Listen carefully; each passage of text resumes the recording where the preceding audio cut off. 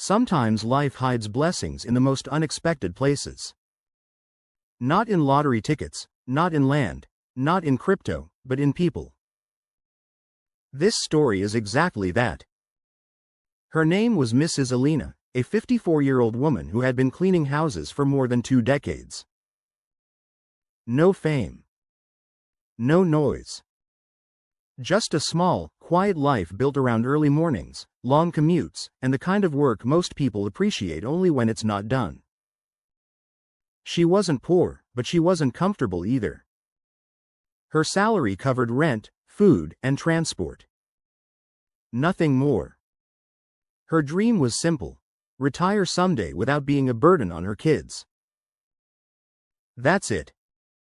For 14 years, she cleaned the same house every Thursday, the home of a retired history professor named Mr. Dalton. He lived alone.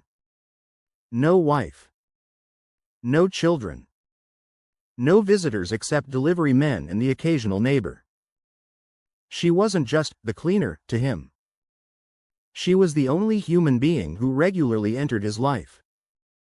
He talked a lot, sometimes too much, but she listened anyway. His stories about old students, travels, regrets, and strange historical facts, she heard them all. And even though she didn't realize it, those conversations were the highlight of his week. When he began falling sick, she helped him with small things that weren't part of her job: bringing groceries, reminding him to take his medication, helping arrange his books, opening windows, checking the mail.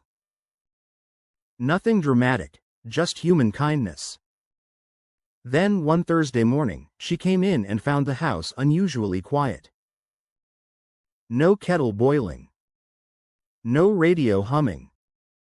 No cough upstairs like usual. Mr. Dalton had passed away peacefully in his sleep. She cried in the living room for almost an hour. It wasn't because they were family, but because sometimes, the people you see in small moments feel like more than acquaintances.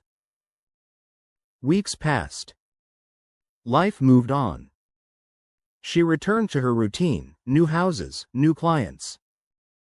But she always felt something missing on Thursdays.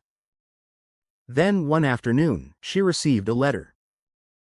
A serious-looking envelope with her name handwritten on the front. She opened it slowly, and her hands started shaking. It was from a law firm. A notice of will execution. At first she thought it was a mistake. What could a lawyer possibly want from her? But she went. Sat in a quiet office. The lawyer placed a file in front of her and said, "Mr. Dalton left very precise instructions regarding you." She felt confused. Scared, even. The lawyer continued, "You were the closest person he had in his final years, and because of that, he named you the sole beneficiary of his estate." She didn't understand. Sole beneficiary? Of what? When they showed her the breakdown, she nearly passed out. The old professor owned his house, the land behind it.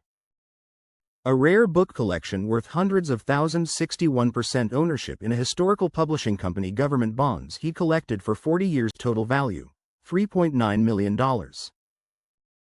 She covered her mouth with both hands and cried, the kind of cry that comes from shock, confusion, and gratitude all at once. She asked the lawyer, "Why me?" The lawyer smiled softly. "He wrote that you were the only person who treated him with dignity without expecting anything back. That line alone would make anyone rethink the way they treat people." Now, here's what she did with the money. She didn't go crazy. She didn't move to a mansion or buy flashy things. She bought a modest house for herself. Paid her children's debts. Set up a small scholarship fund in Mr. Dalton's name, for students who couldn't afford textbooks. And she kept cleaning houses for another year, just to transition slowly, because that's the kind of person she was. Today, she's retired. Comfortable. Peaceful. Not rich in a flashy way, rich in a life is finally soft way. And the thing I love most about this story is how simple the lesson is. Sometimes the universe rewards quiet kindness in loud ways. And hey, if you're still watching, hit like and drop a comment. It helps way more than you think, and it lets me keep telling stories like this one. Life changes in small moments. Sometimes in an envelope. Sometimes in a thank you. Sometimes in a will you never expected.